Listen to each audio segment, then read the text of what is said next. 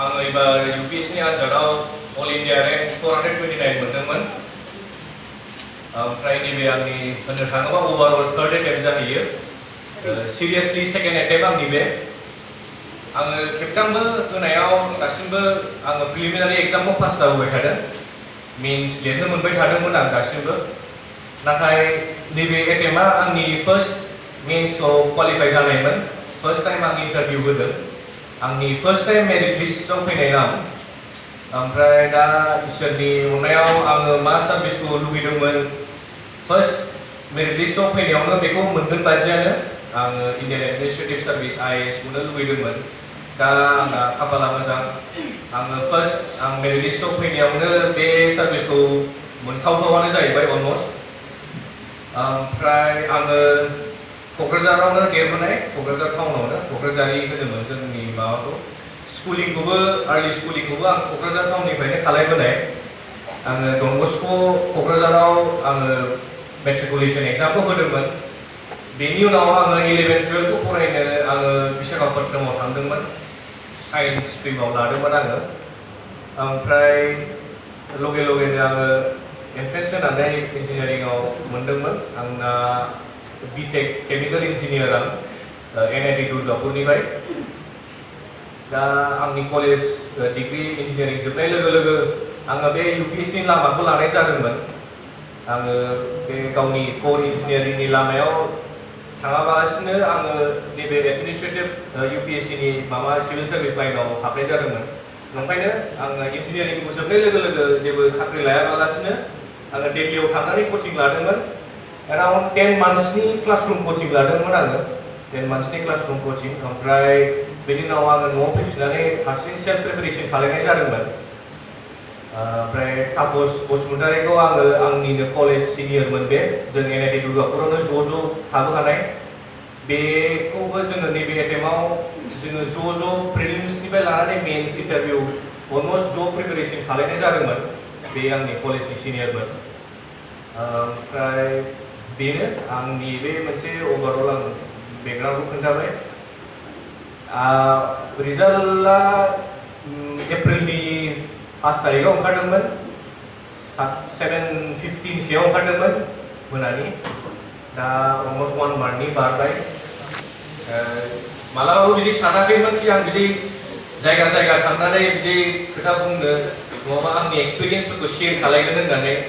आङो गावनि कलेजाव फरायबाबो मालाबा बिदि सानफेराखै कि आं बे एक्सपिरियेन्सखौ आंनो शेयार खालायनो मोनगोन होननानै आंनि लोगोफोरजों आंनि कलिग्सफोरजों।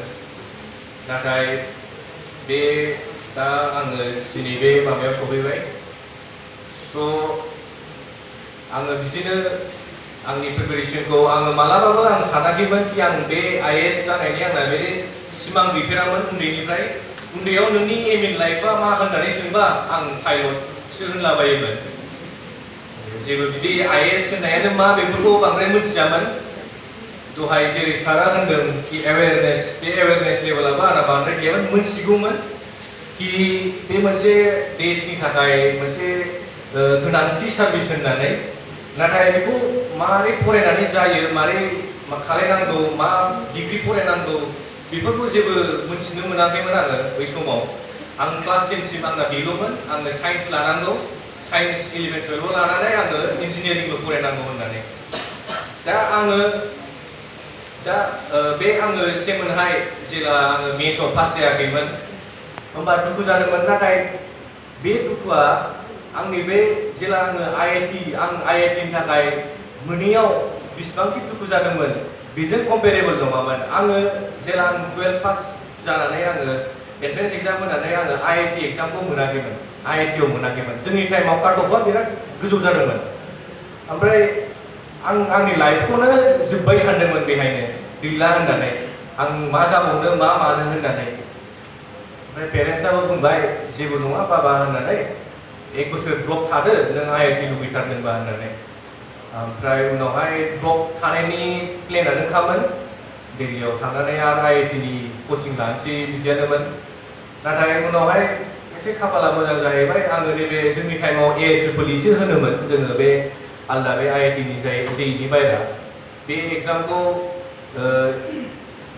माने नर्मेल स्टेन्डार्डआवनो होदोंमोन एफा मोजांबो जायाखैमोन नाथाय एसे खाफाल मोजां जाहैबाय ओंखायनो आं अल्टारनेटिभलि आङो नैबे NIT दुर्गावनो लादोंमोन आरो ओमफ्राय बेखौनो कनफिउजन जादोंमोन आङो बिकज आंनो IIT सो नांथारगौमोन होननानै ओमफ्राय बिदिनो आं थाबावनोसै नामा होननानै मानसिफ्रा बिदिनो साजेस्ट खालामबाय 1 year वेस्ट खालामनांला होननानै मानो गारबावनो बेहायनो लादो उनावहाय नोङो मा खालामनो गोसो दङ बेखौ खालामलांदो होननानै बे UPSC नि थांखि लानायाबो आंना कलेज हाबजेनबा बिदि जेबो गैयामोन थर्ड इयाराव एसे मोनथिनो मोनदों बिदिनो अबेबा मेगाजिन फरायोमोन ओमफ्राय बे समाव एसे इउटुबनि रिभलिउसनबो फैहांबायमोन मानसिफ्रा इउटुब चेनेलफ्राव बिदिनो टपार्सफोरनि टप नङा माबा माबि चेनेल फैहांबायमोन जाय IAS IPS फोर पास जायो ओमफ्राय लासैनो बेफोरखौ एखमबा इउटुबनि फिडआव फैयोमोन कि बिदि टपारा पास जादों बे बिदि रेंक लाबोदों होननानै ओमफ्राय बिदिनो लासै लासैनो नायहांबाय नायनानै मोनथिनो मोनबाय बिसोर बिदि फरायनानै पास जादों बिसोर बिदि स्टार्ट खालामनो लुगैयो गावसोरनि देशखौ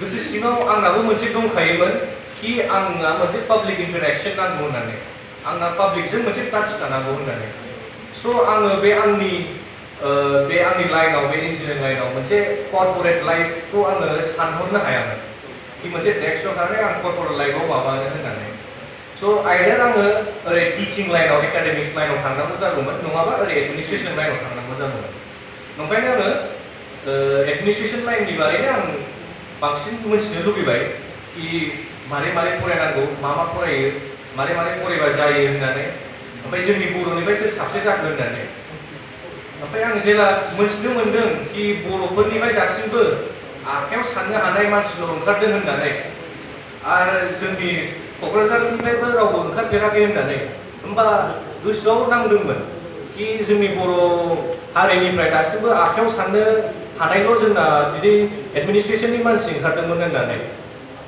स' ओंखायनो बे आंनि मोनसे मटिभेसन जाबायमोन कि आङो कलेज जोबनाय लोगो लोगो जेबो प्राइभेट जब लायाबालासिनो आङो बेहाय जुजिबाय थानोसै होननानै आङो मालाबाबो जेननाय लानाय नङा मोनसे नङा मोनसे टाइमाव खेबसे खेबनै खेबथाम खेबब्रै होनानै जुजिबाय थानानै आङो सानसे नङा सानसे समाव आं बे थांखिखौ मोनथारगोन होननानै ओमफ्राय बेनिफ्रायनो आंना जार्निया स्टार्ट जादोंमोन कलेजनि जोबनायनि उनावनो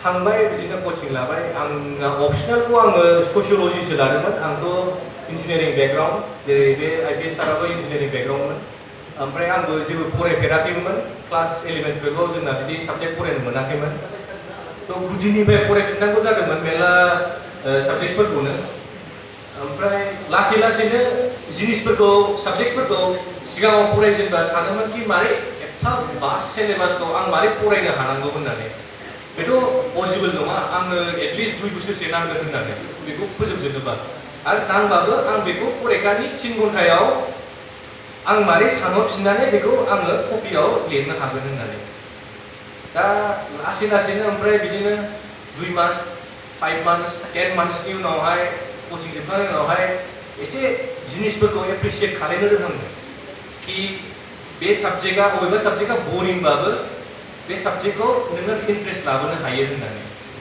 जोङो UPSCआव जोङो आर्ट एन्ड कालचार होननाय मोनसे साबजेक्ट फरायो जोबोद बरिं बे साबजेक्टआ माने होननो थाङोबा बांसिनानो अलमस्ट 80 to 90% बे साबजेक्टखौ बरिं मोनो बेहाय जोङो भारत दहाय जेरै सारा होनदों कि बेहाय जोङो भारतनाट्यम नङाबा नोङो बे सत्र डान्स बेफोरनि फिचार्सफोर बेफोरनि मोनसे डिस्टिंक्टिभ फिचार्सफोरखौ फरायनांगौ जायोमोन ओमफ्राय जों सानोमोन कि जोङो जेनावहाय एडमिनिस्ट्रेसन लाइनाव हाबोबा बेफोरखौ मानो नांगौ होननानै जेरै दहाय सारा होनदोंमोन नाथाय बेनो नोङो जेला एडमिनिस्ट्रेसन लाइनाव हाबबा नोंना फिल्डआ जोबोद डाइभार्स जायो नोङो एखमबा कालचारनि सेक्रेटारिबो जायो एखमबा एनभाइरनमेन्टनि सेक्रेटारि जागोन एखमबा डिफेन्सनि सेक्रेटारिबो जायो ओमफ्राय DC जाबा नोंनि डिस्ट्रिक्टआनो फुल आन्डाराव थानानै ओमफ्राय बेहाय डिफारेन्ट डिपार्टमेन्ट्स थायो स' बेहाय जोंना बे फरायनाया खामानि होलांगोन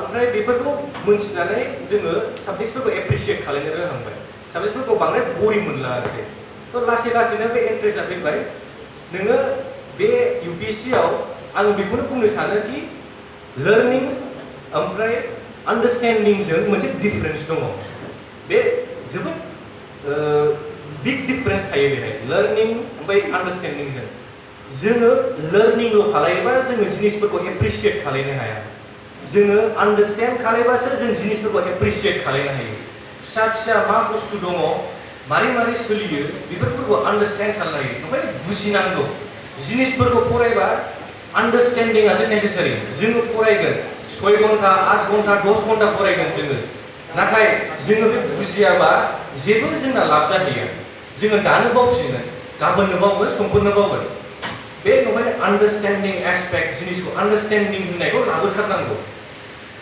मैथ्सआव बे फर्मुलाखौ नोङो मुखस्थ' लानानैल' जाया बे फर्मुलाया मारै फैया मारै अरिजिन जाया मा जेनेसिस बेना बेफोरजोंसो जोंना इन्ट्रेस्ट फैलाङो स' नंखायनो आन्डारस्टेन्डिं होनाया बे UPSC नि लामा लाबा जोबोद इम्पर्टेन्ट होनजायो नोङो आन्डारस्टेन्ड खालायथारनांगौ नों आन्डारस्टेन्ड खालायनो हायाबा नों जिनिसफोरखौ एप्रिसिएट खालायनो हानाय नङा ओमफ्राय नोङो फरायनो बालांगोन बरिं मोनलांगोन नोङो लं रान गोलाव लामायाव नोङो सास्टेनेबल फरायबाय थानो हानाय नङा सानसेयाव नोङो लासै सिगाङाव नोङो 10 घन्टा 12 घन्टा फरायबा नों 1 मासनि उनाव नोङो बिदि आन्डारस्टेन्डिं लाबोनो हायाबा नोङो फरायनायखौ हाबाय थानाय नङा ओमफ्राय बेनो आंनाबो बेनोमोन दा स्ट्रेटेजियाव होननो थाङोबा आङो आंनि मट'आव मोनथाम जिनिसखौ आङो उन्दैनिफ्रायनो लानो सेस्था खालायोमोन बे मोनथाम पि जाहैबाय पि आखरनि मोनथाम वार्ड दङ UPSC आ मोनसे एडजेक्टिव्सनि खेलासो बेड एडजेक्टिव्स गुड एडजेक्टिव्स सार्भिसनि सिङाव थाबा आलदा एडजेक्टिभ जागोन सार्भिसनि सिगां नों प्रिपारेसन खालायबाय थाबा आलदा एडजेक्टिभ जागोन आंना बे मोनथाम पिया जाहैदोंमोन पैशन थानांगौ नों जेखुनु खामानि माव नों खेला गेले गान खन मोसा नाथाय मोनसे पैशन थानांगौ पैशन थाबासो नोङो बेखौ जुजिबाय थानो हायो 100% नों जेखि खामानि माव 100% डेडिकेशनजों खामानि मावनांगौ बे पैशनजोंसो नोङो बबेबा स्पर्ट्सनि फेन बा बबेबा फुटबल क्लाबनि फेन बा नों पैशनेट जानांगौ बे पैशन थाबासो नोंना मोनसे आलदा एसे इउनिक मोनसे नों आलदा डिफरेंट जानो हायो बेनि उनावहाय परसिस्टेंस जुजिबाय थानो हानाय परसिस्टेंसआ स्पेशली नैबे UPSC नि एग्जामाव नांथारगौ बिकज बे UPSC नि एग्जामा मोनसे रिस्की आनसार्टेन मोनगोनबो जानो हागौ मोनाबो जानो हागौ नों बे लामाखौ लाजेनबाथाय नोंनि मामायानो आं जेरै होनदोंमोन एडजेक्टिव्स बे एडजेक्टिव्सआव नायनो थाङोबा रिस्की आनसार्टेन ओमफ्राय बिदिनो डिमोरेलाइजिं जागोन नों एखमबा डिप्रेसनबो जायो आंबो डिप्रेसन जादोंमोन आं जेला लास्ट आंनि एटेम्पआव आं मेन्सआव जानो हायाखैमोन आं एक्सपेक्टेसन दंमोन कि आं मोनगोन होननानै नाथाय जेला जायाखै होमबा आंबो डिप्रेसन जादोंमोन अलमोस्ट 1 मान्थनि थाखाय आं फरायनो हायाखैमोन अलमोस्ट 1 मान्थनि थाखाय लेखा थिखांबाबो आं फरायनो हायामोन ओमफ्राय लासैनो बेखौसो ओभारकाम खालायलांनानै कि आं इंराजिनि बुंसै कि I will live to fight another day आलदा डिफरेंट मटिवेशन सिंनिफ्राय मटिवेशन दिहुननानै आङो आंनि प्रिपारेशनखौ स्टार्ट खालामफिनदोंमोन नैबे एटेम्पनि थाखाय स' बे परसिस्टेंसआ जोबोद इम्पर्टेन्ट बे UPSC नि एग्जामाव परसिस्टेंस होनबाय गैयाबानो जेबो गैया नों जुजिबाय थानांगौ सानसे नङाबा सानसे जुजिबा नों गेरेन्टि होयो कि नों फिथाइखौ मोनथारगोन होननानै ओमफ्राय बिनि उनावहाय थर्ड पिया जाहैबाय सबसे इम्पर्टेन्ट बेखौ होननो थाङोबा I think it's the greatest virtue a person or an individual can have it's the greatest virtue patience होननाया मानसिनाव थाबा गासिबो जाजोबो आजिखालिनि डिजिटेल जुगाव मानसिफोरना पेशेंस गैला जोङो पेशेंसखौ बे नेर' टार्मजों नायनो नाङा कि नोङो बबेबा जिनिस जाग्रा अर्डार होदों नङाबा नों अनलाइनाव माबा अर्डार होदों बे मानो दाबो फैथिया होननानै नों इम्पेशेन्ट जानायखौ बिदि पेशेंस नङा पेशेंस ब्रड टार्माव इन द लं रान नों नोंनि सर्ट टार्म गोल्सखौ सेक्रिफाइस खालायनानै सर्ट टार्म ग्रेटिफिकेशन्सखौ सर्ट टार्मनि लुबैनायफोरखौ नोङो सेक्रिफाइस खालायनानै नों लं टार्मनि पेशेंस थानानै बे लं टार्म नोंनि थांखि लानायखौ नोङो फुलफिल खालायनाय स' बे पेशेंस होननाया आजिखालिनि बे जुगा जोबोद फास्ट जोबोद खरा जोबोद गोख्रै बयनाबो एभ्रिवान्स इन ए हारि बयबो हासलाव दं गासिबोखौबो थाब नांजोबगौ सर्टकाट नांगौ दानो नोङो सानसेनो आईएएस जाया सानसेनो आईपीएस जाया बे लासैनो ब्रिक बाय ब्रिक इथा बाय इथा लासै लासैनो नों ब्रिक बाय ब्रिक जाबाय खस्थ' खालायबाय थानानैसो मानसिफ्राबो जायो सोरबा सोरबा फार्स्ट एटेम्पआवनो रेंक 1 जायो नङाबा रेंक 10 जायो बिसोरबो सिगांनिफ्रायनो जुजिबाय थानानैसो बिदि मोनदों स' बे जिनिसा पेशेन्स होननाय जिनिसा जोबोद इम्पर्टेन्ट बयनाबो आइ होप बयनाबो जोंनि बे स्पेशेलि यां जेनेरेसन ना लाइमोन जेनेरेसनना बयनाबो बे पेशेन्स होननाय जिनिसा थागोन बिकज जोंना दा जोबोद डिस्ट्रेक्शन्स इन्टारनेट ससियेल मिडिया नोङो मोनब्रै मोनथाम ससियेल मिडिया नोङो मेनटेन खालामनांगौ जायो इन्स्टाग्राम फेसबुक टुइटार डिफरेन्ट डिस्ट्रेक्शन्स थायो स' बे डिस्ट्रेक्शन्सफोरखौ नों मडारेटलि ओमफ्राय पजिटिभलि प्रडाक्टिभलि इउज खालामनांगौ जायो स्पेशेलि बे प्रिपेरेसनाव ओरैबायदि जायो कि बेफोर मोनसे डिस्ट्रेक्शन इनएभिटेबल दा फैखायो बे डिस्ट्रेक्शन्सआ बयनाबो फैखायो ओमफ्राय बे डिस्ट्रेक्शन्सजों नोंना जोङो इंराजिनि रिलेटिभ डिप्रेभेसन होननाय दङ मोनसे टार्म बे एब्सुलुट डिप्रेभेसननिफ्राय आलदा रिलेटिभ डिप्रेभेसना मा नों अलरेडि नों मोजां पजिशनाव दंखायो नाथाय नोङो नोंनि लोगोफोरजों नङाबा सोरजोंबा कम्पेयार खालामनानै नोङो गावखौनो गाहाय साननानै लायो दा आंनाबो बिदि फैदोंमोन बिदि फेस फैयोमोन आं एखमबा गोबावनि उनावहाय फेसबुकफोर खुलिबा आं नुगोन आंनि कलेजनि लोगोफ्रा सोरबा US आव दंहैयो सोरबा सिंगापुर बेरायहैदों सोरबा नैबेहाय चेक इन खालामहैदों होननानै होमबा सानहरो कि आं हारसिं प्रिपेयार खालामोन हारसिं मोनसे रुमाव थायोमोन होमबा सानहरो कि आंबो बिसिनि पजिशनाव थाबायमोनदां होननानै दा आंबो बिदिनो साख्रि लानाया जेला आंना स्पेशेलि लास्ट टाइम आं जेला फेल जादोंमोन होमबा बे खोथाया बांसिन फैयोमोन नेगेटिभ माइन्डआ नेगेटिभ थट्सआ कि आंबो बिदि साख्रि लानानै दा बिसिम सहैबायमोनदां होननानै बिसोर एफा बिदि पजिशनाव आराम देखायनो मोजां जोङो जेरै नुगासिनो दङ आंबो दा बे आंबो प्राइभेट जबावनो मावोबा साबसिन जागौमोन ना होननानै स' जेला नों फेलियर जायो बे फैखायो बयनावबो फैयो कि नों सानफिनगोन कि आं रं लामा लाबाय नामा होननानै नाथाय बेनो आंबो बेखौनो सानफिनो कि आं दा नाहरफिनबा दा नुहुरफिनबा आं दा एबारबो फेल बायबावगोनबाबो आं बे लामाखौ लाफिनगोन होननानै बे लामाखौ आङो गेरेन्टि आं बे लामाखौनो लाफिनगोन होननानै बिकज आङो जुजिबाय थागोन आं सानसे समाव आं बे लाइनाव फैयाबानो आंना दहाय जेरै सारा पाब्लिक सेटिसफेक्सन मोनसे इन्टारनेल सेटिसफेक्सन होननाय थायो आं बेखौ मोननाय नङा होननानै स' बे इन्टारनेल सेटिसफेक्सननि थाखाय आङो मोनसे जब सेटिसफेक्सननि थाखाय मोनसे गावनि हारि नङाबा ससाइटिखौ मोनसे आगान दोनलांनो थाखाय आङो बेखौ नाजायाबा आं थानो हानाय नङा होननानै स' बेनोमोन आंनाबो मोनसे मटिभेसना दा आं बांद्राय गोबाव बुंनो सानला ओमफ्राय आङो जोंनि बर' ससाइटिनि बारै एसे बुंनो सानसै जोङो दा होननो थाङोबा सेकेन्ड जेनेरेसन नङाबा 2.5 जेनेरेसन जानो हागौ जों आंनि जेनेरेसना जोंनि बिफामोना जोंनि एल्डार्स गार्जेन्समोना होननो थाङोबा बिसोर फार्स्ट जेनेरेसन बिसोरमोना बिसिबांखि एल्डार्स दं बिसोर फार्स्ट जेनेरेसन जोंनि बिबौमोनाथ' बांद्राय फरायनाय माबाखौ मोनाखैमोन एनभाइरनमेन्टखौ मोनाखै स' एक्युरेटलि होननो थाङोबा जोङो दा 2.5 जेनेरेसनाव दङ ओमफ्राय दा बर' ससाइटिया बर' हारिया आं दा पजिटिभ लाइनाव होनसै कि 2 जेनेरेसन्स नङा 2.5 जेनेरेसनावनो जोङो दावगागासिनो दङ जों बर' ससाइटिया दावगायाखै नङा जों दावगागासिनो दङ फरायनायनि खेथ्रआवल' नङा नोङो जोंनि बर' ससाइटिनिफ्राय दा खेला दुला गेलेग्रा मोजांबो ओंखारलांबाय मोजां फुटबल नेसनेल लेभेलाव दङ मोसानायावबो गान खननायावबो स' गासिबो खेथ्रआवनो जोंनि बर' ससाइटिया जोंनि बर' हारिया दावगालांगासिनो दङ एकाडेमिक्सआवबो जोङो दा एडमिनिस्ट्रेसनाव लासै लासै ओंखारलांगासिनो दङ